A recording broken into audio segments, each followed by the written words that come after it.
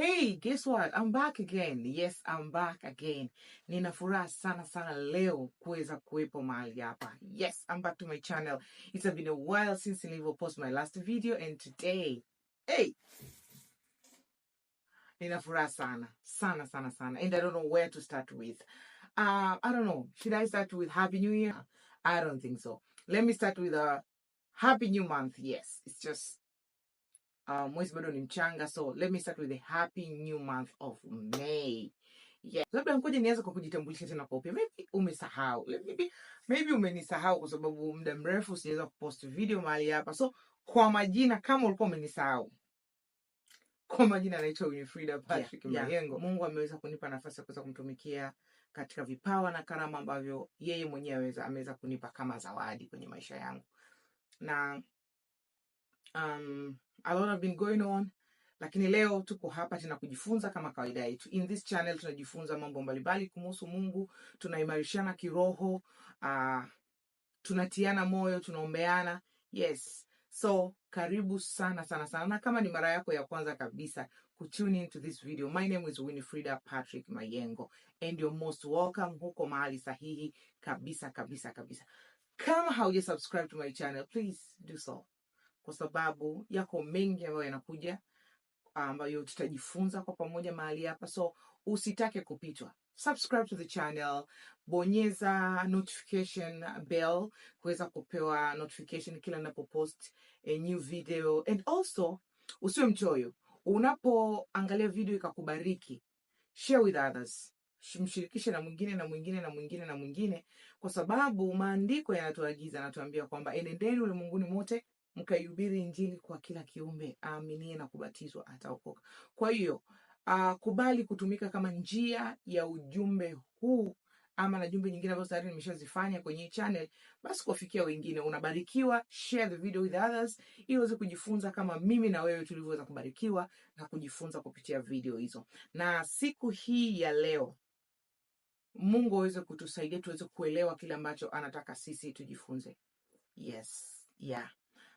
Nilikuwa nikitafakari kwa habari ya sala ya Baba Yetu.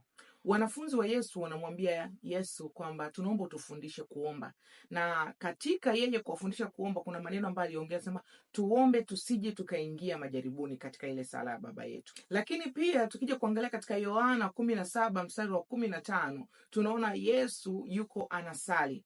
By the way, ukiangalia ile chapter ya 17 yote ni maombi ya Yesu. Anaombea wale watu ambao wako duniani.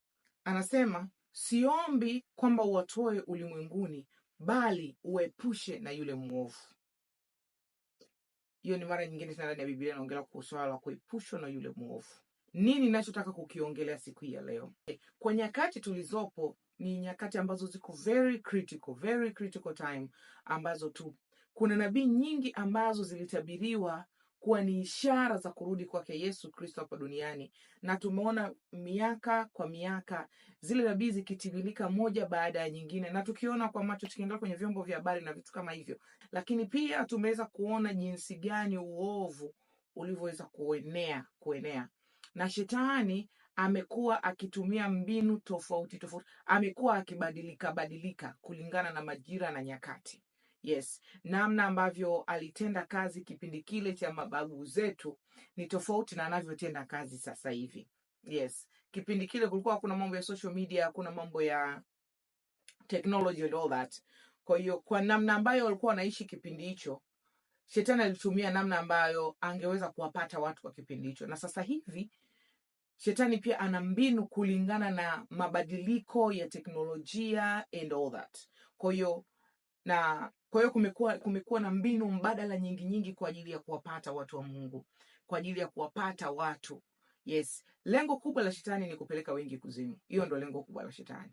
Kazi yake ni kuua, kuiba na kuharibu. Anaua destiny za watu, anaharibu maisha ya watu, na anaiba baraka za watu. Kwa hiyo anawatia watu kwenye depression, anawatia watu kwenye kukata tamaa, anawatia watu kwenye tamani kujiua, tamani kuua, mambo mengi. Kwa hiyo sasa tunaona kwamba Yesu yeye alituombea akasema kwamba lengo sio kwamba sisi tutoke ulimwenguni, lakini just tukiwa hapa ulimwenguni tuepushwe na yule mwovu.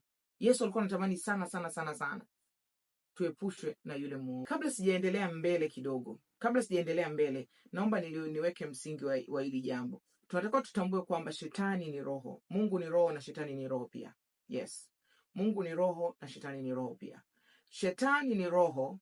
Kwa yeye kufanya kazi hapa duniani anahitaji mwili, na anatumia mwili wa mtu yoyote ambao uko available. Yes. Na ili shetani aweze kumtumia mtu, ni lazima yule mtu aweze kutoa access shetani kuingia ndani yake. Yaani kwamba ili shetani aweze kumtumia mtu katika kuiba, amtumie mtu katika uzinzi, amtumie mtu katika ulevi, amtumie mtu katika ukabaji na kila chochote, lazima huyo mtu mwenyewe I'll open the door ya shetani kuingia. Shetani namna anavyofanya kazi ni hivi. Shetani anaangalia any weakness around your life, any weakness, any open doors around your life. Na akishapata mlango wa kuingia, lile jambo ambalo anapata nalo access linakuwa kama ufunguo wa kufungua mlango uwe wazi. Na mlango unapokuwa wazi, roho nyingine zinapata chance ya kuingia ndani ya mtu, na yule mtu anajikuta yuko kwenye multiple stuff. Anajikuta yuko kwenye vitu mbalimbali, anafanya vitu mbalimbali ambavyo havimpendezi Mungu. Mfano mmoja ni Yuda. Yuda alikuwa ni mwanafunzi wa Yesu, ni mtume miongoni mwa mitume wale 12. Na yeye kama mtume alikuwa na weakness moja ya kupenda fedha. Alipenda sana fedha, au tuseme alipenda kufanikiwa kiuchumi. Na katika kupenda kwake kufanikiwa kiuchumi, shetani aliona kwamba huo ndio mlango wa kuingia kwenye maisha ya Yuda. Kilichopo kukatengenezwa scenario ya yeye kuweza kukubali kumuuza Yesu ili aweze kupata fedha. Na kwa sababu ndani yake ana ile weakness ya kupenda fedha, kwa hiyo ile jaribu lilipokuja kwake ili click, the door was easy to be opened. Kwa hiyo mlango ukafunguka, ile hali ya kupenda pesa ikatawala, akaweza kufanya alichokifanya, akamuuza Yesu. Na baada ya hapo, kwa hiyo yeye kupenda fedha ilikuwa ni mlango ambako shetani alikuwa anajua the key to enter in. Kwa hiyo alipofungua akaingia, kilichofuata is guilt. Alipomuuza Yesu, alianza kujihukumu ndani yake kwamba what have I done? Nimefanya kitu gani? Nimemuuza Mesia. This is not good. This is not right. Kwa hiyo katika kujihukumu ndani yake inakuja decision ya kwamba let me kill myself. Mauti inaingia ndani. Neno la Mungu linatuambia mshahara wa dhambi ni mauti. Inawezekana ikawa ni mauti ya mwili au ikawa ni mauti ya roho. Inategemea. Inaweza ikawa ni mauti ya mwili ama ikawa ni mauti ya roho au ikawa ni both. Yes. Mauti ya roho inawezekana ukawa uko katika maisha yako ya kawaida, umejikuta unaishi dhambini, maisha ya dhambi. Alafu kwa sababu unaishi dhambini, roho yako haiko connected na Mungu. You're considered as a dead person.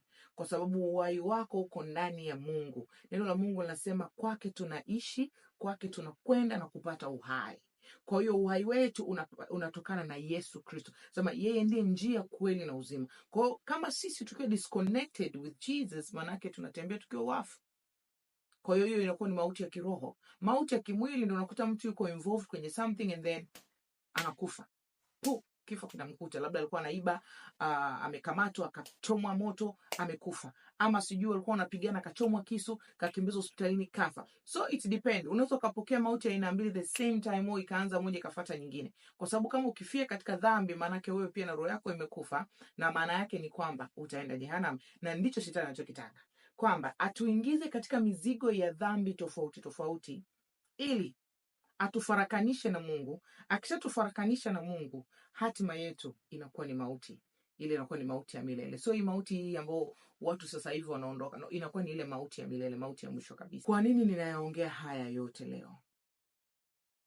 Kama nilivyokwisha kusema hapo awali, shetani anatumia mbinu tofauti kwa ajili ya kuwakamata watu. Na miongoni mwa mbinu ambayo anaitumia sasa hivi ni kubadilisha mabaya kuonekana ni mema machoni petu.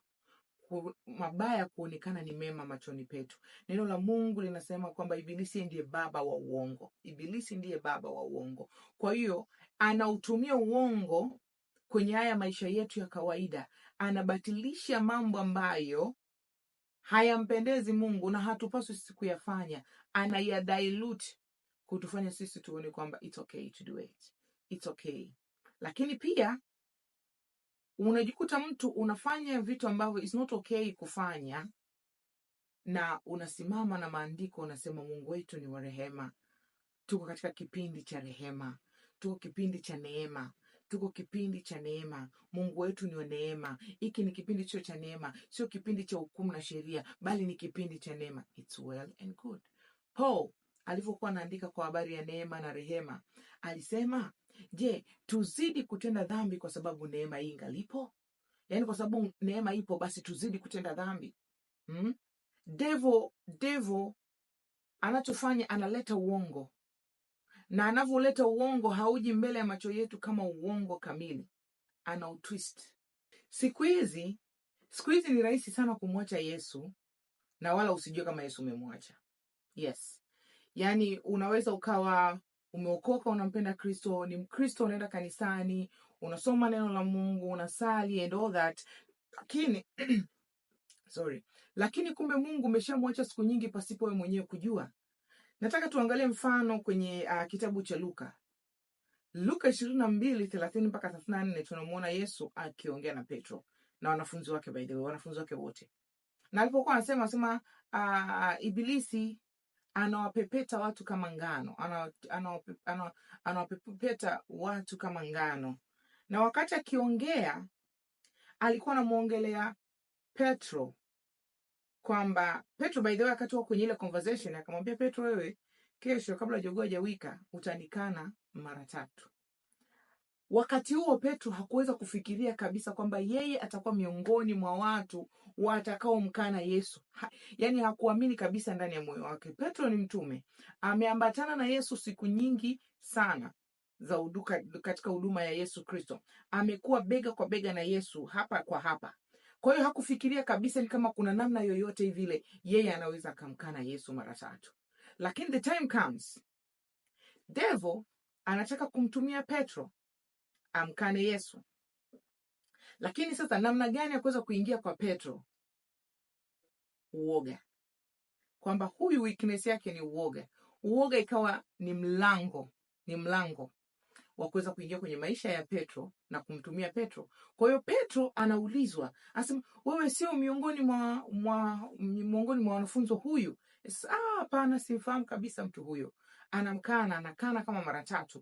Alivyokana mara 3, the good thing about Petro ni kwamba alipogundua kwamba amemkosea Mungu, alianza na toba. Alianza kujutia nafsi yake, akaanza kuomba toba na rehema kwamba Mungu, ninaomba unisamehe, nimekukosea.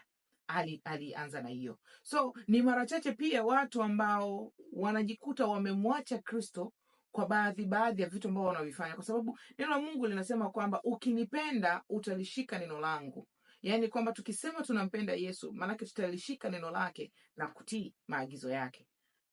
Kwa hiyo tutakapomtii Kristo, tutakaposhika maagizo yake, ndiyo itakayo express upendo wetu kwake. Kumpenda Mungu sio tu kusema kwa vinywa vyetu kwamba wewe usinione hivi mimi nampenda Mungu kweli. Bwana Yesu asifiwe. No, hizo Bwana Yesu asifiwe, kuhudhuria ibadani, kufanya kila kitu unachokifanya, hizo ni naweza nikasema it's outward activities ya kushow affection to Jesus. Lakini the real affection ambayo unaweza kumuonyesha Mungu kwamba kweli unampenda, amesema yeye mwenyewe kwamba ukinipenda utalishika neno langu. Last week nilikuwa nawafundisha watu, nilikuwa nawafundisha watu through WhatsApp. Nikawa nawaambia kwamba unaweza ukawa ni mwimbaji mzuri sana wa nyimbo za Injili. Unaweza ukawa ni mhubiri mzuri sana wa neno la Mungu. Unaweza ukawa ni mtu ambaye una huduma kubwa kwenye makanisa, unaheshimika na watu, lakini kumbe unakuwa ni kama jeneza. Nje limepambwa maua lakini ndani limeoza. Unapopita makaburini unaona makaburi yamepambwa na maua na kila kitu, lakini ukifukua lile kaburi unachokuta utakutana na harufu kabla hujaweza kukutana vilivyoko ndani yake. So kwa hiyo kuna watu ambao tuko kwenye makanisa, tuko katika ibada zetu hizi za kila siku, tumepambika kwa nje, tunaheshimika, tuna nyadhifa mbalimbali kwenye makanisa, ni mtumishi wa Mungu huyu sijui anatumika kwenye idara hii, huyu yuko kwenye kitengo hiki, kanisani anaheshima hile, lakini ndani kuna dhambi uko nazo zinakutafuna taratibu na unajua. Na wakati mwingine maybe umekuwa ukifight na hizo dhambi, lakini hujatoka. Inafika point kwamba unaona it's okay, it's a normal thing. Unajua nakumbuka miaka ya nyuma kidogo nilisikia mtu mmoja alikuwa anasema hivi, kijana kuokoka it's 50-50. Like kijana hawezi akaokoka kabisa completely. Yaani haiwezekani. Kwa haya mambo yaliyoko huku duniani na nini, yani labda ni 50-50. Niliposikia that comment, nilishangaa kweli at that time. Nilishangaa sana like, hey. Kwa hiyo huyu ana come up with another Bible, Biblia yake. Anyway, so kwa hiyo unakuta watu wanavaa wanapendeza, lakini kuna vitu ambavyo vinawala ndani. Kwamba shetani alipata chance ya weakness mojawapo ulionayo, akapenya akaingia, na alipoingia yamkini alikuja tu na tamaa. Tamaa ndio ilikuwa mlango ukafunguka wa tamaa. Kwa sababu tamaa ikaingia, labda unatamani maisha mazuri. Ni binti maybe let's say ni binti unatamani maisha mazuri. Kwa hiyo huo ndo mlango shetani akapata akaufungua. Mlango wa tamaa ukafunguka. Mlango wa tamaa ulipofunguka, tamaa anahitaji fedha na nini, katokea on your way. Sponsor akatokea. So kafunguka mlango zaidi, sponsor kaingia ndani kwenye maisha yako, ameanza kusponsor maisha yako. Unaanza kuvaa vizuri, una simu nzuri, unatembelea gari nzuri and all that. Na kanisani unaenda, na kwa kinywa chako kwa msisitizo unasema ninampenda Yesu na Yesu ananipenda sana. Yani despite of my mambo yangu haya, Yesu ananipenda sana. Let me tell you, Biblia mwenye kujichafua na azidi kujichafua, mwenye kujitakasa na azidi kujitakasa. Nasema naje upesi na ujira wangu pamoja nami kumlipa kila mtu sawa sawa na kazi yake ilivyo. Lakini pia na Mungu asema itamfaidi nini mtu akaupata ulimwengu wote na akaipoteza roho yake na jehanamu. Kwa hiyo vitu tunavyovifanya sasa hivi unaweza ukavifanya, hakuna mtu anayejua vitu unavyovifanya, hakuna mtu anayefahamu mambo yako ya siri unayoyafanya.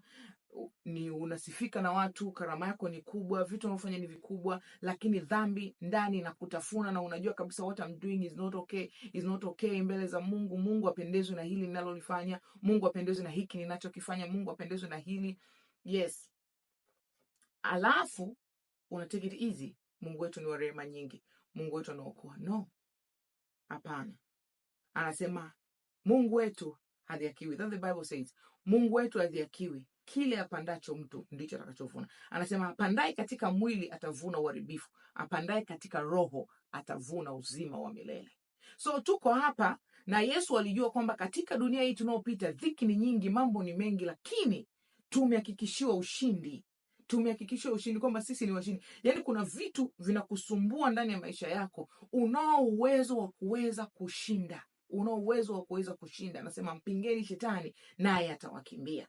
So unayo nguvu ya kupinga kila ushawishi wa shetani, kila vitu vinavyokuja. Kuna vitu vingine ndio kweli vimeshafungua milango, vimeshaingia ndani yako, vimesheka makazi, lakini still you have power ya kutoa kimoja kimoja na kuwa free and then to start again with Jesus. Na ukimwambia Yesu, peke yangu siwezi, I need you to help me. Yes, na yeye akakusaidia. Unakuta mtu mwingine anakuambia unajua kwa kweli kuna vitu kushinda peke yako haiwezekani. Yaani unamhitaji tu Mungu. Ni kabisa, I agree with you. Kuna vitu kwamba haviwezekani kweli kuvishinda, tunamhitaji Mungu. Lakini Mungu anachotutaka tuitoe miili yetu kama dhabihu. Sacrifice your body as a pure sacrifice. Tuitoe miili yetu kama dhabihu. Tukubali kusacrifice. Kuna vitu unavyovipenda lakini unashindanisha roho yako, unashindanisha nafsi yako, like this it has to end in my life. This is not good thing. Mungu apendezwe na hiki, kinatakiwa kiwe na ukomo. na inawezekana. Kwa sababu ukiwa na bidii, neno la Mungu anasema ukitaka kunifuata ujitwike msalaba wako mwenyewe kila siku na unifuate. Maana yake ni kwamba every single day you have to sacrifice your body, you have to sacrifice your mind, you have to sacrifice everything kinachokuweka mbali na Mungu ili kuyajenga mahusiano yako na Mungu. Mtu yoyote ambaye anaanzisha mahusiano na mtu yoyote kwa lengo la kuja kumuoa au kuolewa na huyo mtu, kuna vitu mahusiano yanapoanza unaanza kusacrifice ili tu muweze kuendana na yule mtu. Labda ulikuwa upendi kuchati, lakini sasa huyu mtu anapenda kuchati, unajikuta na wewe unaanza kujifunza kuchati. Ile kujifunza, you sacrifice, unatoka kwenye comfort zone yako ya kuto kutumia watu message, unaanza kutumia mtu message kwa sababu tayari umeanzisha relationship na yule mtu. Au labda wewe upendi labda kutoka sijui kwenda sehemu fulani, lakini mwenzako anapenda kutoka na anakuambia can we go out. Kwa hiyo hata kama ile upendi, kwa sababu there is something ambacho kinajengwa hapa, unatoka kwenye ile comfort zone yako, unaweza kutoka out, unaweza kutembea sehemu tofauti kulingana na jinsi mnavyopanga na huyo mtu, just because mko kwenye mahusiano. So unapokuwa kwenye mahusiano na Mungu, there are some things you need to sacrifice in your life ili kuimarisha mahusiano yako na Mungu. Yani kuna vitu ikija kwenye point ya wewe kuimarisha mahusiano yako na Mungu, you have to drop them down. Unatakiwa kuviacha viende, na vitakuuma ukiviacha viende, lakini for the glory of God, lakini ni kwa utukufu wa Mungu. Let it go. Yes, jitwike msalaba wako. Ukisoma katika Warumi 12 mstari wa 1 na wa 2 anasema, jitoeni miili yenu iwe dhabihu takatifu ya kupendeza. Lazima tu sacrifice tamaa yako, sacrifice plani zako. Unataka kulala, lakini Mungu anakuambia no, wake up, nataka uingie kwenye maombi, ombea kitu hiki, nataka uombe hiki. So ile kutoka hapo kitandani kuanza kuomba, it's a sacrifice and you need to do it. Kwa sababu gani? Your dad loves you na anataka fellowship na wewe, anataka mahusiano ya karibu na wewe. Unatamani kula hiki, lakini wakwambia no, leo sio kula, ni kufunga. Leo tunafunga hapa, nataka ufunge 12 hours, nataka ufunge 24 hours, nataka ufunge 3 days. Kwa hiyo unabidi tena uweke chakula pembeni, uobey, useme okay God, na fast. Okay God, I'm listening. Unakuwa mtii. Anasema ukikubali na kutii utakula mema ya nchi. Ukiufatisha mwili wako, ukifatisha matakwa yako wewe mwenyewe binafsi, there is nowhere you can go, especially kwenye mambo ya ulimwengu wa roho. Utajikuta kila siku unakaa pale pale, unakuwa katika stagnation, you don't go anywhere. Unakaa pale pale kwa sababu gani? Kuna milango umefungua, shetani ameingia kwenye maisha yako, amekukandamiza uko hapo. Usonge mbele. Hallelujah. So we need to sacrifice kumpinga muovu, naye atatukimbia. Despite of different ways anazozitumia kwa ajili ya kutudanganya, kwa ajili ya kutushikilia, kwa ajili ya kufunga fahamu zetu, kugeuza mambo tuone kama ni ya kawaida, lakini kumbe sio ya kawaida, kuona kwamba hili swala ni sawa, kumbe swala sio sawa. Kwa sababu ya Kristo tunataka tujifunze namna gani ya kumpinga muovu. Neno Mungu sema mpingeni shetani naye atawakimbia.